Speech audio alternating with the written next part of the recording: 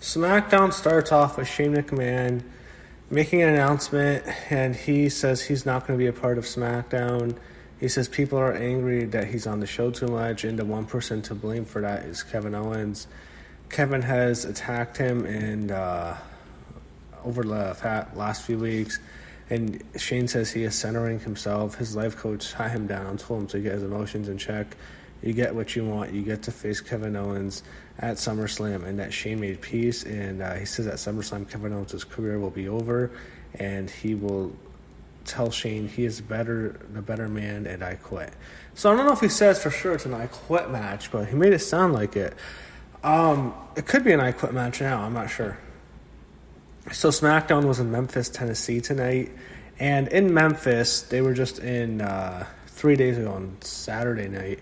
They were in Nashville when they did that whole Smackville show. So SmackDown having a great time in the Big Ten.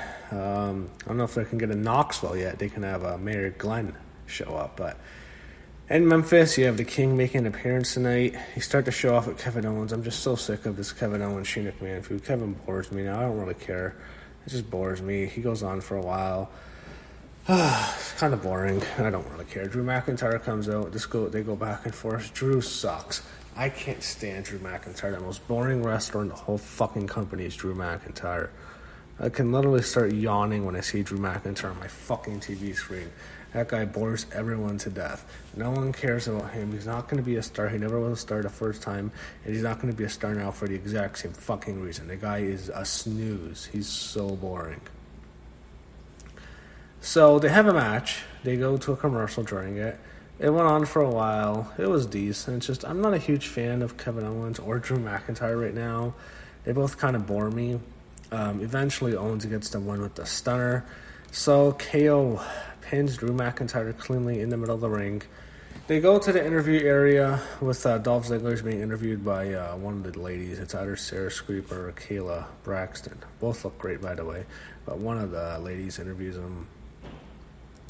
He's asked how much the locker room hates him for what he did to Shawn Michaels.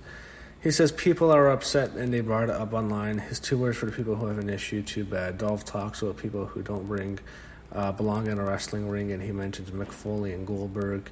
He says Shawn Michaels made a mistake and touched him. Dolph says Seth saw what happened last night. Now he'll be facing The Miz at SummerSlam. He says The Miz wasn't even the best wrestler in the family tonight. Tonight, Finn Balor is here to teach him a lesson. Tonight, he proves how damn good he is. Oh, we have to see Dolph Ziggler and The Miz in 2019. Why? Why do I have to watch Dolph Ziggler and The Miz wrestle? Why? Why do I have to see Dolph Ziggler and The Miz wrestle in 2019? Why? Oh. So they go through a lot of segments. They show Ember Moon backstage in the locker room with Bayley. Bayley says they know they're teaming up tight, but that she doesn't remember. Ember hit her with the Eclipse last week, and he wouldn't be as patient if it wasn't for choosing Ember as her opponent at SummerSlam. If you do something like that, you're going to regret it. So Bayley is planting some seeds for some dissension. Maybe a heel turn, you never know. So Aleister Black cuts a promo, goes on from on board. He just bores me. We go to a women's tag team match. This match confused the fuck out of me. You have Ember Moon and Bayley against Alexa Bliss and Nikki Cross. So, in this match, it's not a bad match. It's fine. Alexa is someone who is just not very good. She's just not good anymore.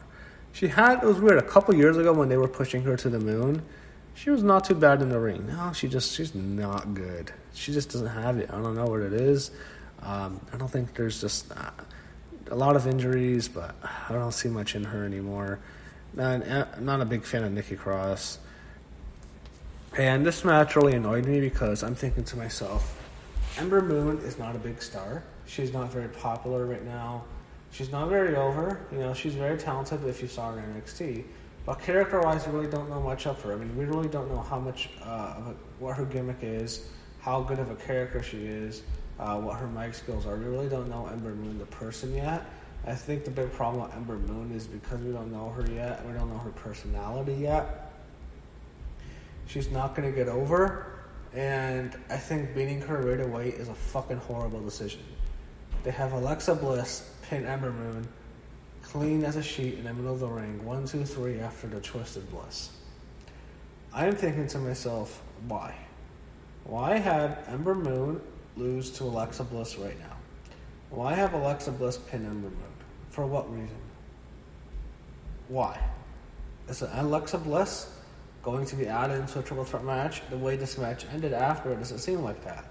After the match, Bayley consoles Ember. She gets her to her feet, and then she gives Ember Moon a big Bayley to belly suplex.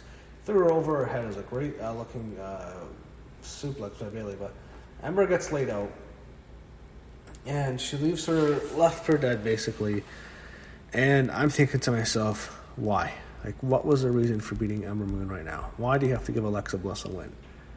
You know how much you love Alexa Bliss, why do you have to do that? So they go backstage with Sami Zayn. SummerSlam is going to be longer than WrestleMania. I'm not lying.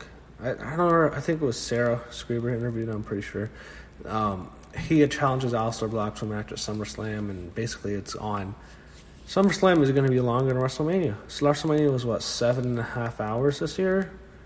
This is going to be longer. There's going to be so many fucking matches. Like, all the title matches. There's going to be, 15 matches or 16 matches altogether on the show. I don't even know half the matches anymore. I lost track. This is going to be a long fucking show. Maybe not as long as WrestleMania, but it is going to be 6.5 hours probably. Could be 7. Dana Bryan's about to be interviewed backstage, but I think it's Kayla or Sarah, one of them. He doesn't say anything. So we go to King's Court. Jerry Lawler's in the ring. He's in Memphis, Tennessee. Gets a big reaction because he's in Memphis. It's just already became a big star. And also, there's some news about Jerry Lawler. He filed a lawsuit against the prison that his son, Brian, was before he committed suicide last year. I think he's suing them for negligence or something.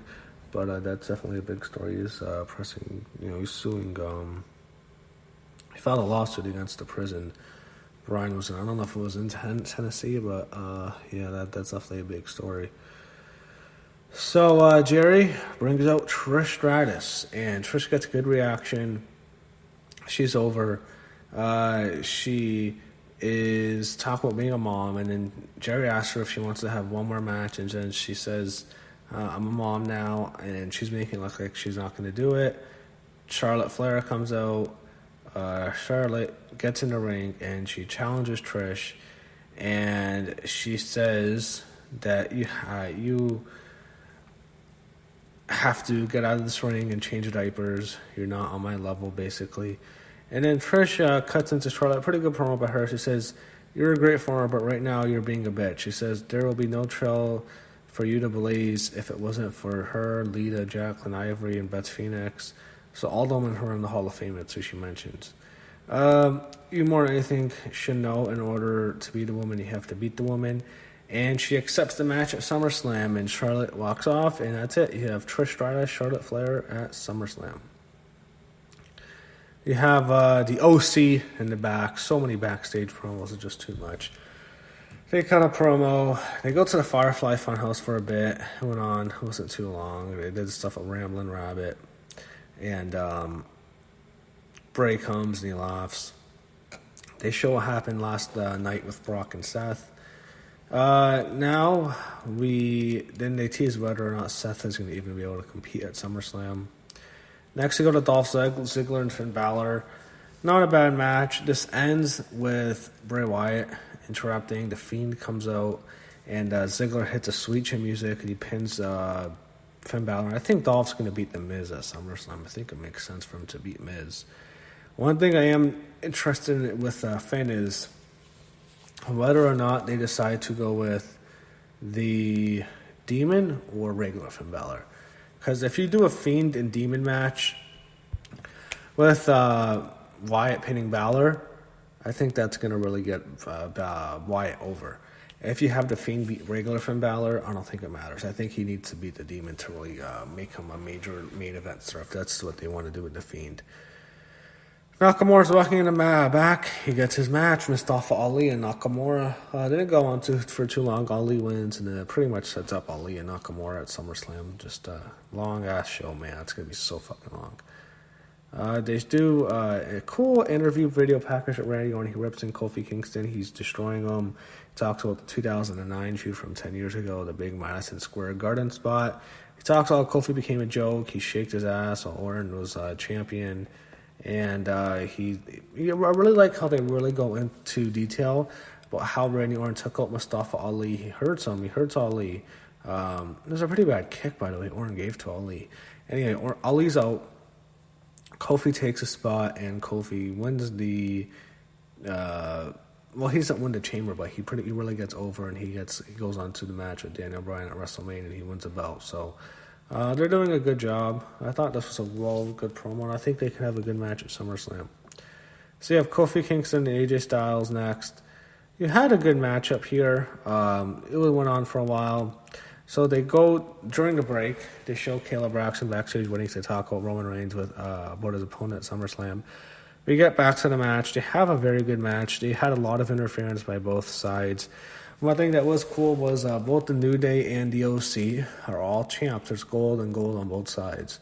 On the New Day, Kofi's the WWE champion, while you have Big E and Xavier as the SmackDown Tag Team champions. And on the OC, AJ Styles, your United States champion, while Gallows and Anderson are the Raw Tag Team champions. So gold and gold. You had a lot of interference in the end. It looked like AJ was going to win, but eventually it ends with Kofi hitting a Trouble in Paradise onto AJ when he was going for a phenomenal form, great looking spot. Kofi pins him. I thought they could have saved that spot if they were going to ever have a bigger match, but that's how they ended it. Kofi wins, and we go right away backstage to show Caleb Braxton about to interview Roman Reigns. All of a sudden, like a huge scaffold falls on Roman. Looks like he dies. Looks like something Braun Strowman would do, actually. But looks like he's dead. He's okay. And then the security guards, like two guys, they keep trying to check on him. Roman refuses to take help. Roman eventually just walks away. And it was very strange. Like a scaffold almost kills him. He's fine. He just walks away. Like you would think it's Samoa Joe, but they don't tell you that. So we'll see who Roman Reigns' mystery attacker was. Maybe they're building it up to SummerSlam. We're going to see it on that show. But that's how the show ended. It was pretty good, or a good way to build up the show. You have a lot of matches on SummerSlam. I thought it was an okay show from Memphis. And we continue on the road to SummerSlam.